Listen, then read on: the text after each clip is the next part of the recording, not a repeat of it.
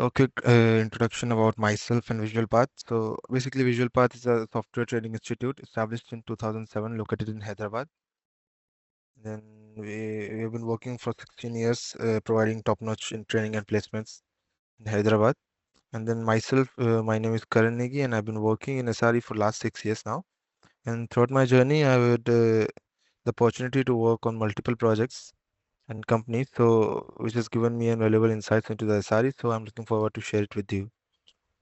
Okay, so basically this would be a demo class. So we'll be discussing about some of the basics of SRE and why we want to study SRE. So this would be the agenda for today's class: defining SRE, what are the principles of SRE, and then SRE versus DevOps comparative study, and then some basics of before and after use cases, what we can do.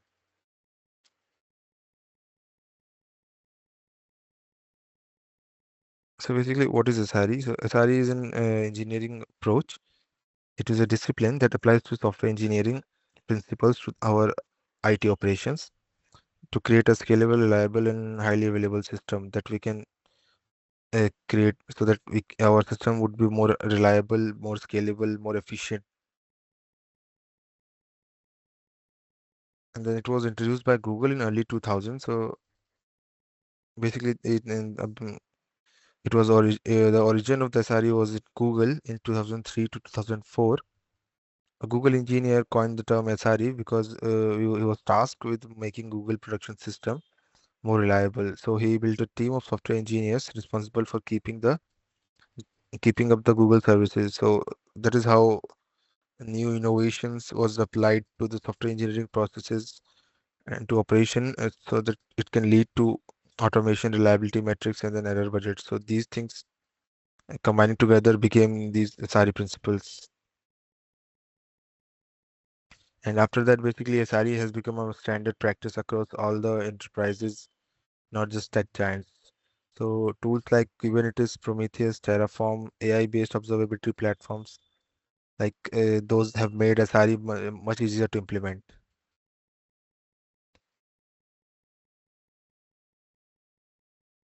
And also we have our core principles of SRE. So we'll be having reliability as a priority when working with doing SRE. So will be ensuring that our services or systems meet the uptime and performance goals. And also we have SLI, SLOs, and SLAs. So some measurable reliability metrics that we have to define as an SRE so that we can work upon them. And other than that, we have error budgets. So basically allowing a controlled failure rate to balance our innovation with stability. And then automation is also there to basically automate the repetitive tasks to increase the efficiency of our system. So, and using monitoring tools and observability tools like Prometheus, Grafana, and Datadog, we can gain insights into the system health to basically make our system more reliable. So, basically, there are some core principles of SRE that helps ensure that our system would be really scalable, reliable, performant, fault tolerant, efficient. So these are some of the components. The first would be service level objectives and error budgets. So basically we have service level objectives. So that is a target level of system reliability. So we will have some objectives and then we have to follow those objectives in order to basically define that SLA, service level agreement. So for example, in our case, that would be something like our system should have a 99.9% uptime. It should have this latency network. And then those are the things that we can mention in our service level objectives. And in our SLIs, service level indicators, that is the measurable metrics that we are measuring. For example, the request latency or the error rates that we are measuring for a microservice architecture. So those would be the indicators that we would be measuring so that we can basically follow the SLA. And then what is an SLA? So SLA is a contractual guarantee or an agreement of reliability with penalties for breaches if there's some penalty or something. And then as an SRE, basically, what do you want? You want to manage those incidents and as well, and then the blame is postmortems. So a structured approach would be to handle the failures. You have to monitor, you have to alert, uh, create an alerting system, create escalations, you have to tools, incident tools like ServiceNow and all those things. So there would be an all-call management also. So engineers take turns, like being on call for production issues. Like there would be some 24/7 calls. We would create war rooms for high criticality incidents. So those would be there. So basically, we have to ensure that there would be a very fast recovery if our system goes into if our system goes down or there is some outage. And then we have to learn from those failures as well. And then also we'll have our monitoring and observability tools. So basically, we would be tracking the system's health using metrics like latency, CPU, and then traffic, all those things. We would have to understand the behavior of our entire infrastructure, our system. Like we have to study logs. We have to trace those logs. We have to measure the metrics that are mentioned in our SLAs. And how we can do this? Like you can use tools like OpenTelemetry, Grafana, Prometheus, Elasticsearch, Kibana, all those tools would be there. So we can use those tools in order to get into our system's behavior. This would help us also because we can detect our issues really early and then troubleshoot those issues efficiently. Also, like automation would be a core principle of SRE as well because it can remove those manual work that doesn't scale. So basically, what we can do is we can use IAC tools, we can use Python to create scripts, we can use Bash to create Bash scripts. Okay, we have IAC tool also like Terraform, Ansible. We can use those tool as well so that we can reduce the operational burden and then we can allow our engineers to focus on innovations basically. And then the next thing would be to like capacity planning and scalability. So basically to ensure that our infrastructure can handle those traffic spikes. Like for example, let's just assume that on Saturday, Sunday, there's a sale on our e-commerce website. So we have to ensure that our infrastructure can handle those traffic spikes. So because so we can what we can do vertical scaling or horizontal scaling. So that is what we can do. Either we can also auto scale our entire infrastructure based on demand. So using like Kubernetes, AWS, EKS, all those things, AWS auto scaling groups. So these are all the things that we can do to basically ensure that our system is highly available and cost efficient. And then also we have some change management tools like ServiceNow. We can use ServiceNow. We have some strategies like blue-green development, canary releases. All those things are there. So we can use these strategies also. We can have quick rollbacks.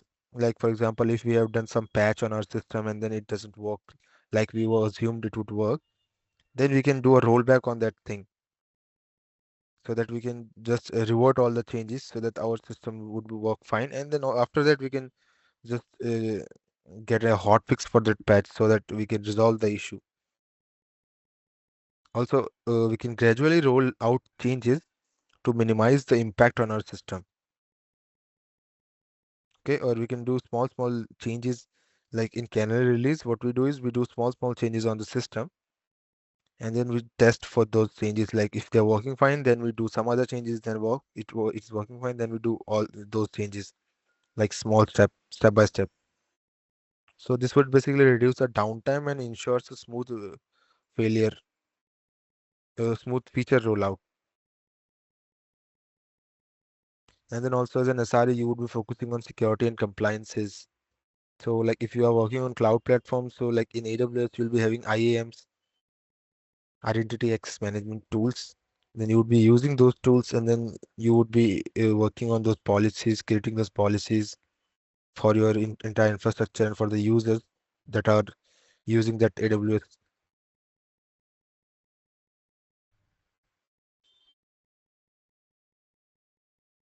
So basically, as a whole, SRE is about making our system more reliable, more scalable and efficient by applying those software engineering principles to the operation. But by focusing on these key principles like SLIs, SLOs, automation, monitoring, incident management, scalability, all those things, so we ensure that our system remains highly available and resilient all the time. Okay, any questions? How much coding language do we need to know? Like, is it a mandatory thing, or it can still be managed if I do not have any No, so code? basically, what happens is like as an SRE, if you are working, so if you want to automate stuff and all, so you would be having some tools or some language. So that depends on your priority. What do you want? So if you are good with Python, then you can work on Python. Otherwise, you can, if you are working with Linux and you are comfortable with Linux, then you can work on Linux as well. So that depends on your, Okay. yeah. So, but yeah, I would suggest like you will try to learn some, like in our course we'll have 2 or 3 classes on Python and then 2 or 3 classes on bash scripting, so you would have a basic knowledge of both the things in order to work as an SRE. Okay. Yeah, that would be great. Thank you. Yes. And then basically role of an SRE, so as an SRE, these were our top priorities: to ensure highly available system, to automate those repetitive tasks, to implement the monitoring system and observability tools like Prometheus, Grafana, like your ELK stash, all those things, and then managing those incidents and conducting postmortems.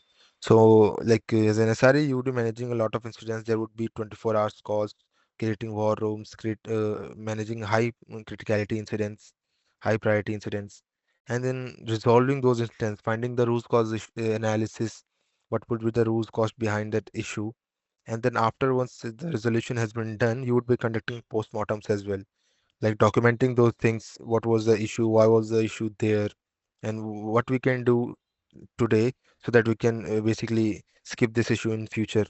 So those things would be there also, so you would be managing those things, documenting the entire process as well.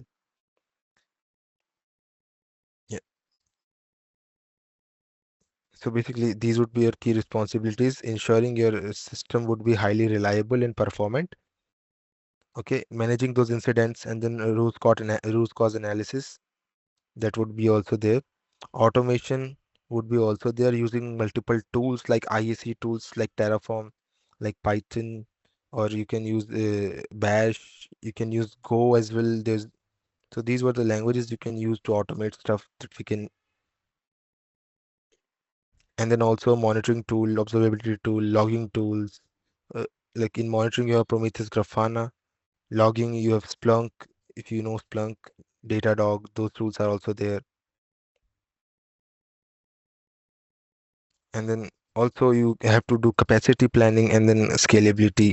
That would be your role as well. So for example, you have to plan for those traffic spikes. So if you know that there's a sale going on in this Friday, in this weekend, then you have to plan for that as well and for your future growth. So you're using some using the historical analysis. So that would be your use case. So using those data, those metrics that are available in your monitoring tool, you would be having those monitoring tools, and inside those monitoring tools you'll be having some data, and then you can check that data to basically get a historical trend of what would be the use case scenario in that cases in that, and then you can use that data to basically predict the uh, weekend sales for your application or for your microservice, for your infrastructure.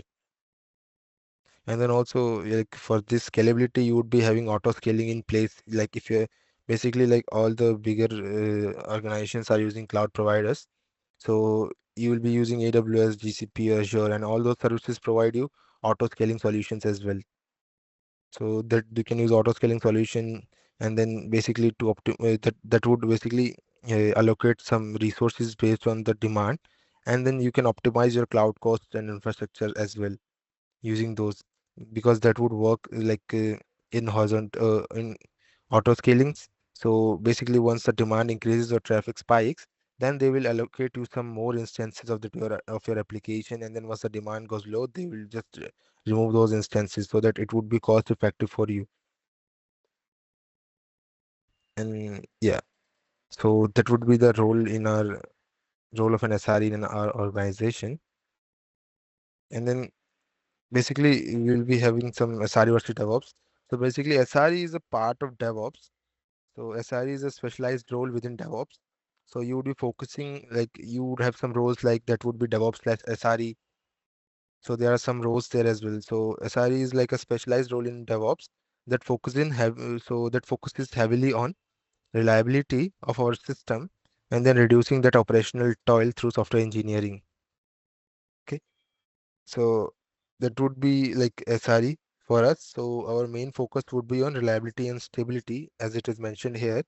Our main focus would be that. And then what would be our approach to engineer and to automate those things? So basically, that would be our final approach.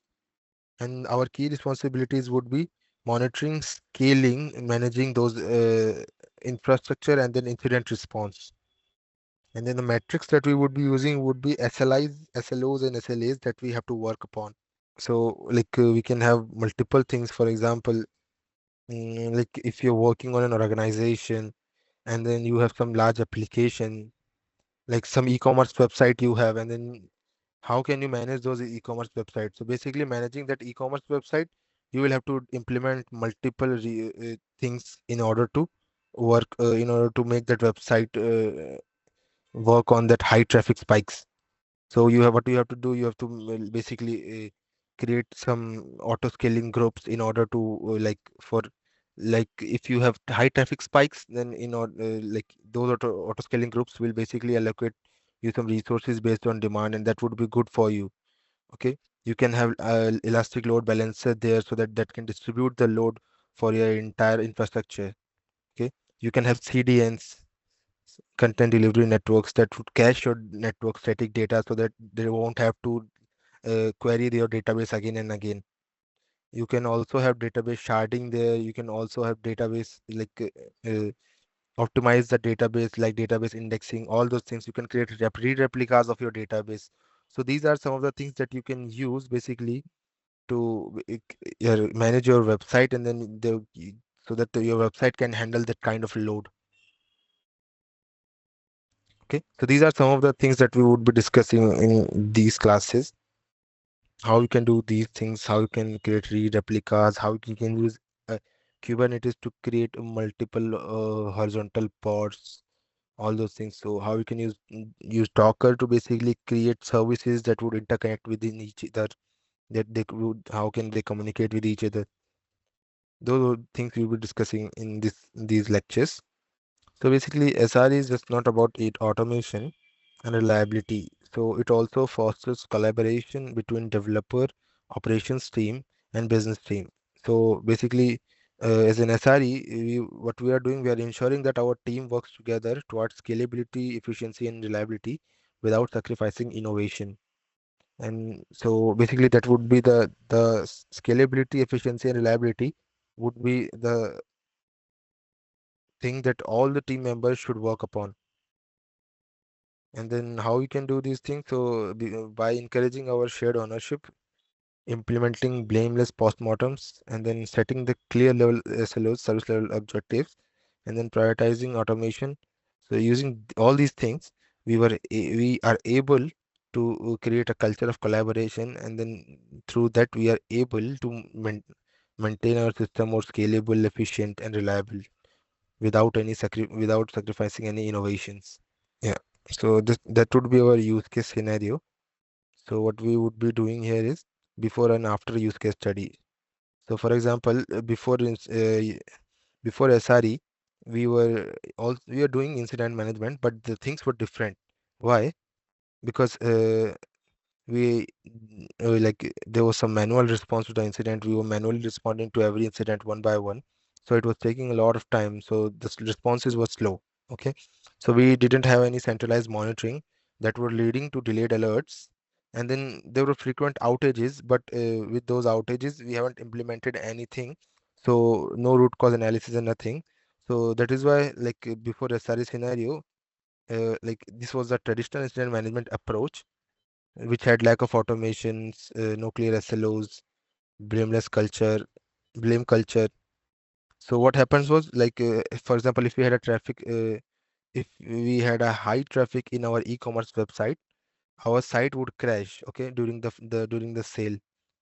So we would have to manually respond to incidents. There was no centralized monitoring, so that was leading to delay and delayed alerts. And then there were frequent outages because there was high traffic spike, but we were not able to find the root cause analysis of that issue.